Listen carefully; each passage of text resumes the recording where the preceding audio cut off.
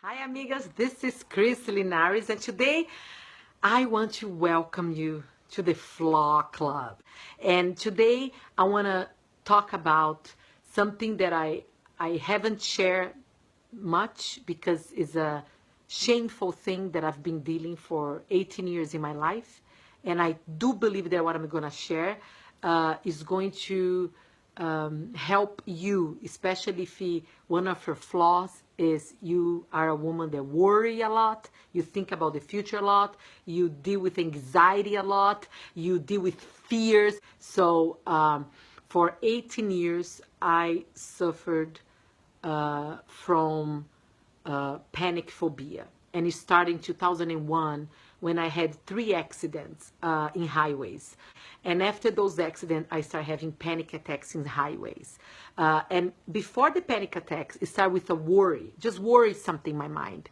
Oh, if this happen again. What happened with anxiety is like a little tiger. You start feeding and you avoid. Maybe I start avoiding highways and bridges. I was deadly afraid of driving bridges.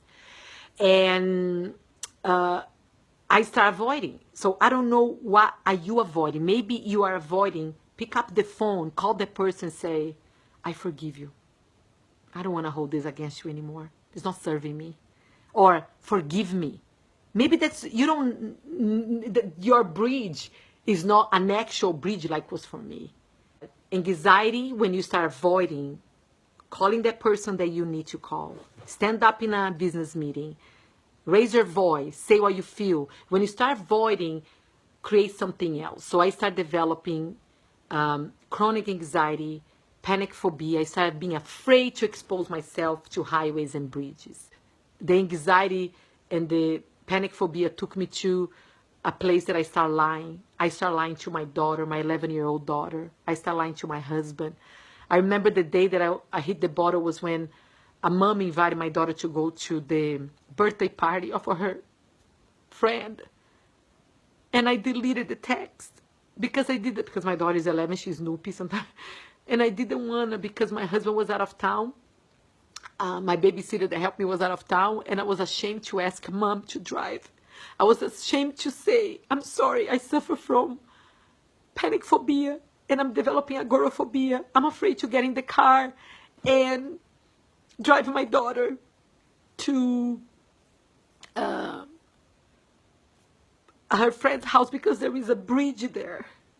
And I don't passing bridge, I panic just to think about it. I didn't do that. I thought I would be weak. I don't know where I learned that I need to be strong. Then one day I went down on my knees and I started crying. I'm like, God, if I'm going to live this way that I cannot get in a car and take my daughter to school, I'd rather not be here. Just help me. And I've been to many therapists. And then I was, that day my sister called me and talked about this therapist in Brazil that she connected, that she is a neuroscientist and she specializes in trauma. So I was going to Brazil and I just felt the call to call her, but I didn't have no hope. After 3 weeks, she took me to some places. And again, I was avoiding bridges. And then she tricked my mind and she said, okay, continue driving, turn right. And then when I turn right, I'm in São Paulo, Brazil, one of the worst traffic in the world, a huge bridge in front of me. And I start shaking. I'm like, don't do this to me. I'm not ready for a bridge. I'm not ready. And I stop my car and I put the alert and cars start honking. And the thing that changed my life was that moment when I was looking at that bridge. There was a giant for me. And like maybe it's for you. There is a bridge that you got to pass that God has been calling you when you are so deadly afraid. And you have anxiety and you have fear. And that moment, I remember thinking, okay, therapy brought me here. Therapy helped me showing process, because what happened with the neuroscience right now, one of the best ways to overcome this kind of syndrome, panic attack, is truly the exposed therapy, because they discover with the neuroplasticity that our brain can adapt and change itself. Before they didn't know that. So when you expose and show to your brain that it's okay for you to drive and nothing's going to happen, you start changing the synapse of your brain. But the only way to show to your brain that it's okay, that what you thought was a lie, is for you to exposing yourself and doing it while you are deadly afraid. So I'm crying. I can't pass that bridge. So therapy showed me a way, showed me a process. But just God gave me the strength to do it.